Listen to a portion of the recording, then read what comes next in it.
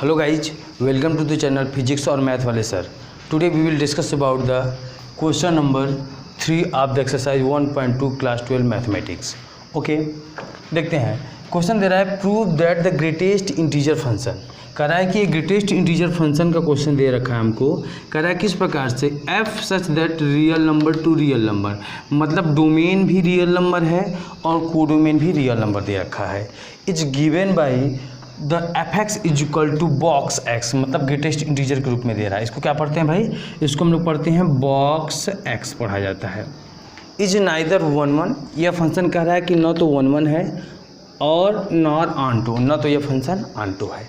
Okay, अच्छा, हमको इस बारे में बता दिया है कि ये जो फंक्शन होगा ये किस प्रकार से होगा, मतलब ये जो ग्रेटेस्ट इंटीजर है इसका डिफिनीशन दे रखा है। Where box X denotes the, कैसा है? कह रहा है ग्रेटेस्ट इंटीजर है। कैसा इंटीजर है? ग्रेटेस्ट इंटीजर है। कैसा इंटीजर होगा ये greatest integer? Less than or equal to X. आप समझना क्या कह रहा है। अब फिलहाल पकड़ो यहाँ से यहाँ तक, less than or equal to X को पकड़ो। कह रहा है कि जैसे मान लीजिए कोई रियल नंबर है, कोई रियल नंबर एक्स है, तो ग्रेटेस्ट इंटीजर होगा तो इस रियल नंबर से छोटे जितने भी इंटीजर होंगे उन इंटीजरों में सबसे बड़ा वाला, सबसे ग्रेटेस्ट वाला जो इंटीजर होगा that is the greatest integer. जैसे फॉर एग्जांपल, जैसे समझो कि अगर मैं कोई एक नंबर लिया 4.5 ले लिया, ठीक है। अगर मैं 4.5 ले रखा हूँ तो अब इससे छोटे, इससे लेस देन कितने इंटीजर होंगे? ये होगा 4 होगा, 3 होगा, 2 होगा, इस प्रकार से इंटीजर होंगे। लेकिन इनमें सबसे बड़ा कौन होगा? ये 4 हो जाएगा। बस समझ में आया? जैसे आपने कोई ले लिया 4.9 लिया, तब पर भी यही चीज़ होगा, 4 होगा, 3 होगा, 2 होगा, इंटीजर ये होगा ना, इंटीजर में क्या हो जाएगा? ये 4 हो जाएगा। आपने लिया 9.3 लिया तो क्या हो जाएगा? 9 हो जाएगा। और क्या हो जाएगा भाई? 8 हो जाएगा, 7 हो जाएगा। इस प्रकार इसमें ग्रेटेस्ट क्या होगा? 9 हो जाएगा। कितना बात क्लियर हो रहा है? इसका मतलब ये हुआ क्या कि जो ग्रेटेस्ट इंटीजर होगा, ग्रेटेस्ट इंटीजर मान लीजिए मैं कहूँ कि 9.3 का ग्रेटेस्ट इंटीजर कितना होगा? ये हो जाएगा 9। 8.6 का क्या हो जाएगा भाई? 8 हो जाएगा। 10.9 का कितना हो जाएगा भाई? ग्रेटेस्ट इंटीजर, इसको लिखा जाएगा ऐसे बॉक्स एक्स के रूप में ना, ये हो जाएगा 10 हो जाएगा। ठीक है। 3.2 का कितना हो जाएगा? तो 3 हो जाएगा। मतलब आप ऐसे समझ लो कि पहला वाला नंबर पकड़ लोगे, अगर ट्रिक के रूप में समझना है तब, ठीक है। तो इस मतलब समझो कि इस इंटीजर से छोटे वाला जो, इस इंटीजर से जस्ट छोटा जो इंटीजर होगा, ऐसे समझना है आपको कि जो आपको रियल नंबर दिए जाते हैं उससे जस्ट छोटा रियल नंबर या फिर वही रियल नंबर। या अगर जैसे मान लो अगर 8 है तो इसका ग्रेटेस्ट इंटीजर क्या होगा? 8 ही रहेगा तब ना, अब इससे छोटा नहीं ले सकते हो ना, क्योंकि ये इंटीजर मिल जा रहा है। मतलब इस नंबर से छोटा इंटीजर मिलना चाहिए, इससे छोटा या इक्वल टू या इसके बराबर।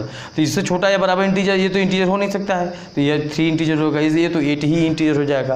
अगर हम नेगेटिव नंबर की बात करते, नेगेटिव नंबर में तो कितना देखो होगा? अगर मान लीजिए बात करो 2.3 की बात कर रहे हो माइनस में, तो अगर माइनस में 2.3 की बात करोगे तो अब 2.3 से छोटा इंटीजर क्या होगा? -3 होगा। चेक कर लो, देखो ये आपका -1, ये रहा -2 और ये रहा -3। अगर 2.3 है तो 2.3 कुछ इधर होगा, मान लीजिए -2.3 यहाँ पर है, तब 2.3 से छोटा, छोटा इधर बड़ा होगा ना, छोटा चलोगे तो इधर आएगा। 2.3 से छोटा क्या होगा? -3 हो जाएगा। अगर इस प्रकार से अगर क्या था, अगर यहाँ पर 3.2 था तो इधर ही कहीं क्या रहा होगा? 3, इधर भी कहाँ 2 रहा होगा। तो ये क्या हो, इससे छोटा इंटीजर चलोगे तो इधर क्या हो जाएगा? मान लीजिए 3 है, सोचो ये 3 है, 4 है, तो 3.2 कहीं यहाँ रहेगा। ऐसे सपोज करो 3.2 कहीं यहाँ रहेगा, 3.2, ये 3.2 है, तो इससे छोटा इंटीजर क्या होगा? इधर पहले आएगा, इधर ये 3 हो जाएगा। उसके बाद -2.3 से छोटा इंटीजर क्या होगा? -3 हो जाएगा, ठीक है। और -4.5 से छोटा इंटीजर क्या हो जाएगा? -5 हो जाएगा। 0.1 माइनस में 0.1 से छोटा इंटीजर क्या होगा? -1 हो जाएगा। या फिर ऐसे याद करो कि इसको बढ़ाना है, 2 है तो 3 कर देना है, 4 है तो 5 कर देना है, 0 तो 1 कर देना है, लेकिन यहाँ पर उसी प्रकार से वहीं रहेगा। इतना बात समझ में आ गया? ग्रेटेस्ट इंटीजर समझ में आ गया? बहुत अच्छे। अगर आपको ग्रेटेस्ट इंटीजर ये बात समझ में आ रहा है तो आराम से आप बता सकते हो कि फंक्शन 1 1 होगा कि नहीं, ऑन टू होगा कि नहीं। देखो पहले हम लोग चेक करेंगे फंक्शन 1 1 है कि नहीं है। 1 1 चेक करना है हमको सबसे पहले। देखो 1 1 अगर हमको चेक करना है तो हम लोग मैपिंग के द्वारा सिंपल सा, अगर हमको प्रूव करना होता है कि कोई चीज़ नहीं है, जब नहीं होने के लिए क्या किया जाता है, अगर एक भी एग्जाम्पल आपने दिखा दिया तब भी हो जाएगा। जैसे देखो अगर मैं अब यहाँ पर ये भी रियल नंबर है और ये भी रियल नंबर है, मान लीजिए मैंने यहाँ पर रियल नंबर ले लिया 3.2 ले लिया, तो इसका इमेज क्या बनेगा, जैसे फंक्शन में आप रखोगे ऐसे एफ एक्स ना is equal to box X है, तो हमने रखा यहाँ पर 3.2, तो क्या बनेगा 3.2, तो 3.2 का ग्रेटेस्ट इंटीजर कितना हो जाएगा 3 हो जाएगा ऐसे, ठीक है। तो ये कितना हो जाएगा 3.4 रखोगे, 3.4 रखोगे तब पर भी कितना होगा 3.4 रखोगे तब पर भी कितना आएगा 3 ही आएगा, ठीक है। अगर आप रखते हो 3.9 रखते हो तब पर भी कितना आएगा, तब भी 3 ही आएगा। अगर 4 रखते हो 4.1 रखते हो तो कितना आएगा भाई 4 आएगा। 4.6 रखते हो तब पर भी कितना आएगा 4 ही आएगा। बात समझ में आ रहा है ना। अगर आप रखते हो कितना, अगर रखते हो माइनस में 2.3 रखते हो तो इसका ग्रेटेस्ट इंटीजर कितना होगा -3 होगा। अगर रखते हो -2.6 रखते हो तब पर भी ग्रेटेस्ट इंटीजर कितना होगा 3 होगा।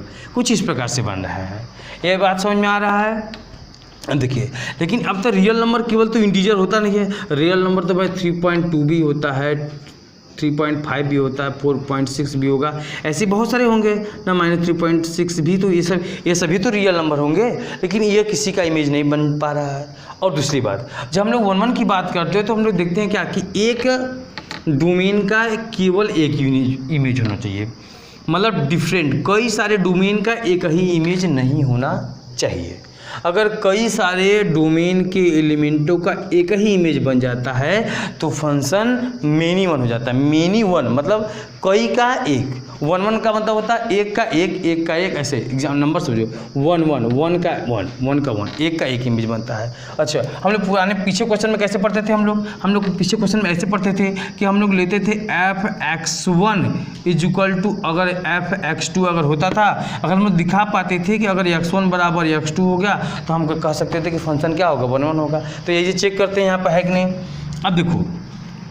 अब देखो यहाँ पर चेक करो कि 3.2 एफ 3.2 का ग्रेटेस्ट इंटीजर कितना होगा 3 होगा, और एफ 3.4 का कितना होगा भाई, यह भी 3 होगा। मतलब क्या होगा कि F 3.2 is equal to F 3.4 हो जाएगा। लेकिन इसका ग्रेटेस्ट इंटीजर निकालो 3.2 का कितना होगा 3 होगा, और ये कितना होगा, सॉरी ये ग्रेटेस्ट इंटीजर तो ये 3 है ही, तो लेकिन ये वैल्यू जो है x1 और x2 जो वैल्यू है ये तो 3.2 ही है, और ये कितना है 3.4 है। समझना ध्यान से, ये दोनों वैल्यू बराबर है, लेकिन से यह x1 और x2, ये मान लो x1 है ये आपका x2 है, ये तो बराबर नहीं है। इसका मतलब क्या है, अगर ऐसा होता है कि f(x1) अगर ऐसा होता है कि f(x1) बराबर f(x2) हो और उसी समय क्या हो जाए x1 बराबर x2 भी हो जाए तो फंक्शन तो 1 1 हो जाएगा। लेकिन ऐसा यहाँ पर नहीं है, f(x1) बराबर f(x2) तो है, लेकिन x1 बराबर x2 नहीं है। हो जाएगा क्या कि हेंस f(x) इज नॉट 1 1। इसका मतलब क्या हो गया, ये फंक्शन जो है यह 1 1 फंक्शन नहीं। ये बात समझ में आ गया। अब देखिए, अब बात करते हैं अंटो का।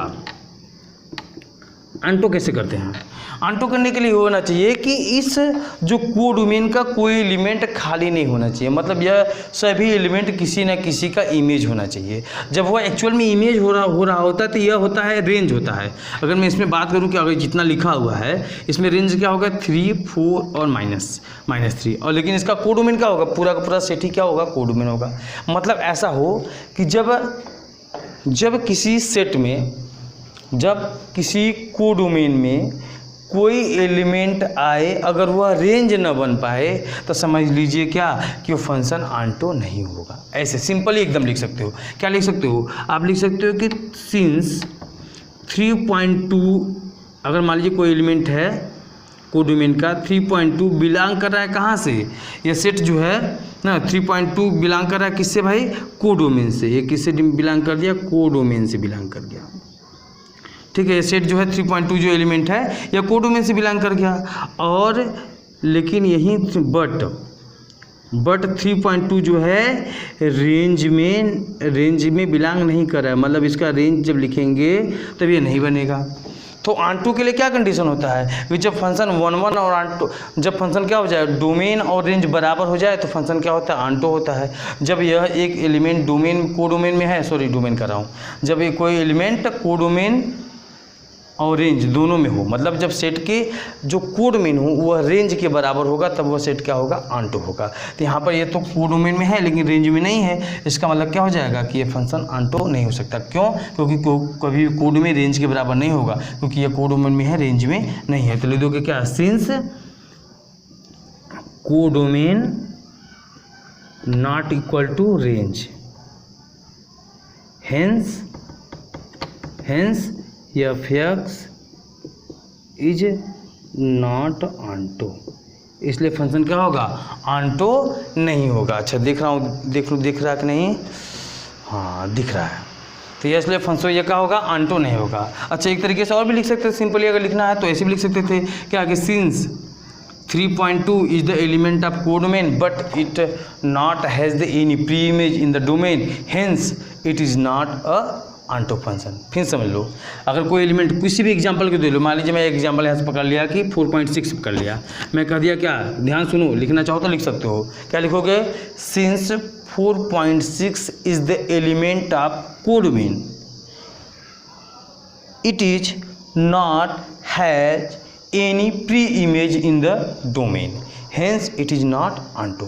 अगर हम कोई एलिमेंट ऐसा पकड़ लें यहाँ पर कि जो कोडोमेन का एलिमेंट हो लेकिन यह किसी का अपना प्री इमेज नहीं रखता है, मतलब यहाँ पर प्री इमेज बनता है, यहाँ पर इमेज बनता है। जैसे 4 का प्री इमेज क्या है 4.1 है, इस 4 का क्या है 4.6 है, 3 का प्री इमेज 3.2 भी है, 3.4 भी है, 3.9, ऐसे बहुत सारे हो सकते हैं। बात समझ में आ गया? इसका मतलब क्लियर हुआ कि फंक्शन क्या है ऑन2 भी नहीं है और 1 भी नहीं है। ओके भाई, देखिए भाई क्वेश्चन दे रहा है, so that the modulus function F such that R2R is given by f(x) is equal to mod of x। ठीक है, कह रहा है कि अब यह फंक्शन क्या होगा, नाइदर 1 नॉर ऑन2, ना तो ये फंक्शन 1 होगा और ना ही फंक्शन ऑन2 होगा। Where mod of x is given, कह रहा है कि mod ऑफ x की जो वैल्यू होगी क्या होगी, x होगी। कब? जब x की वैल्यू क्या लोगे, पॉजिटिव लोगे, और x की वैल्यू, इसी mod ऑफ x की वैल्यू क्या होगी, निगेटिव होगी, निगेटिव x होगी।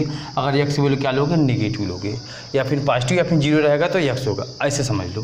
देखो ऐसे अगर कह रहा है कि f(x) की जो वैल्यू होगी वह किस प्रकार से होगी, mod ऑफ x, यह किस प्रकार से होगी, कह रहा है कि x के बराबर होगा कब, जब x की वैल्यू पॉजिटिव मतलब x की वैल्यू ग्रेटर देन 0 हो, या फिर इक्वल टू, या फिर इसकी 0 के बराबर हो, 0 के बराबर रहेगा तब पर भी x हो जाएगा। और -x कब होगा, जब x की वैल्यू क्या होगी, छोटा होगा। बात ये समझ में आ रहा है? एक्चुअल में 2 फंक्शन है, ये फंक्शन 2 प्रकार के, कब, जब x की वैल्यू x होगा, मतलब वही वाली बात, जब ऐसे हो जाएगा, और एक फंक्शन ये होगा -x, जब x की वैल्यू क्या होगी, 0 से छोटा होगी।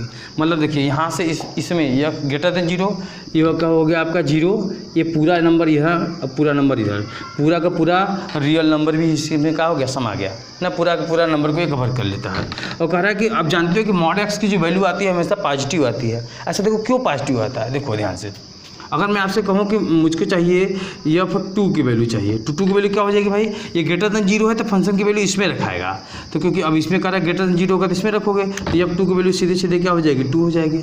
अगर मैं कहूँ f-2 की वैल्यू चाहिए तो अब यह फंक्शन ये वाला काम करेगा, तब इस फंक्शन नहीं, यह फंक्शन ये वाला माना जाएगा। क्यों? क्योंकि x वैल्यू 0 से छोटी है, मतलब निगेटिव 0 छोटी है तो इसमें रखोगे तो क्या, तो पहले तो माइनस, अब x की वैल्यू क्या है -2, तो क्या आ गया, फिर से 2 आ गया। इसीलिए वैल्यू हमेशा क्या दे रहा होता है, पॉजिटिव दे रहा होता है। आइए समझते हैं इसको कि कैसे फंक्शन 1 और ऑन2 नहीं होगा, कैसे इसको प्रूफ करेंगे। पहले चेक करते हैं 1 के लिए, चेक क्या करना है हमको, प्रूफ ही करना है इसमें ना, कि 1 नहीं होगा और ऑन2 भी नहीं होगा। देखिए बड़ा आसान है क्वेश्चन ये। अब देखो भाई, अगर मैं बात करूँ कि अगर यहाँ पर -2 -3 0 1 2 3 इस प्रकार से नंबर है, अगर मैं फंक्शन रखूँ -2 रखूँगा तो इमेज क्या मिलेगा, -2 का इमेज क्या होगा भाई, हमको 2 मिलेगा। 3 का इमेज क्या बनेगा, 3 बनेगा। 0 का इमेज क्या बनेगा, 0 बनेगा। 1 का इमेज क्या बनेगा, 1 का इमेज भी 1 बनेगा। और 2 का इमेज भी क्या बनेगा, 2 बनेगा। और 3 का इमेज क्या बनेगा, 3 बनेगा। ठीक है, अगर मान लीजिए यहाँ पर -1 भी रहे अगर -1 भी रहे तो -1 का इमेज क्या बनेगा, -1 का इमेज 1 बन जाएगा ना। तो आप क्या देख रहे हो, जैसे -2 2 का इमेज भी 2, -3 और 3 का इमेज भी 3, -1 1 का इमेज भी 1 बन रहा है ना। लेकिन सोचो ये रियल नंबर का सेट है ना, ये दे रहा है कि real number to real number, ये डोमेन भी रियल नंबर है और कोडोमेन भी क्या है, रियल नंबर है। तो रियल नंबर में तो देखो -2 यहाँ भी आएगा, -1 भी आएगा, ये तो किसी का इमेज ही नहीं बन रहा है। ये तो बात ऑन टू को हो गया। 1 1 के लिए पहले समझ लेते हैं। देखो 1 1 के लिए क्या, -2 पर वैल्यू कितना दे रहा है, 2 मिलेगा, और F2 पर भी वैल्यू कितना होगा, 2 होगा। इसका मतलब क्या होगा कि F-2 बराबर क्या है, F2 है। दोनों वैल्यू बराबर है। यहाँ देखो F-2 और F2 दोनों वैल्यू सेम बराबर है। लेकिन क्या आप देखो कि -2 बराबर 2 है, नहीं है। तो इसका मतलब क्या हो गया, हमने यहाँ पर देखा कि F(x1) तो बराबर था F(x2) के, लेकिन हम क्या देख रहे हैं कि x1 बराबर x2 के नहीं आ रहा है। इसका मतलब क्या है, फंक्शन 1 1 नहीं होगा। इसका मतलब क्या हो जाएगा, हेंस f(x) इज नॉट 1 1। इसलिए हमें क्या हो गया, फंक्शन जो होगा 1 1 नहीं होगा। बात समझ में आ रहा है। अच्छा, अगर ये आपको मेरी वीडियो पसंद आती है, मेरा काम पसंद आता है, तो प्लीज़ मेरे चैनल को सब्सक्राइब करें, वीडियो को लाइक करें और अपने दोस्तों को भी शेयर करें कि भाई अगर आप मेरी वीडियो आपके लिए थोड़ी सी हेल्पफुल हो रही है तो आप मेरी थोड़ी सहायता कर सकते हो। आपका ज़्यादा वीडियो को सब्सक्राइब करने, चैनल को सब्सक्राइब करने में आपका ज़्यादा वक्त नहीं लगेगा और आपको कोई इसमें घाटा नहीं होना है, लेकिन मुझको फ़ायदा होगा भाई, ठीक है। इसलिए प्लीज़ मेरे चैनल को सब्सक्राइब करें और मेरा हेल्प करें। Okay, thank you. अब देखो, अब बात करते हैं आंटो का।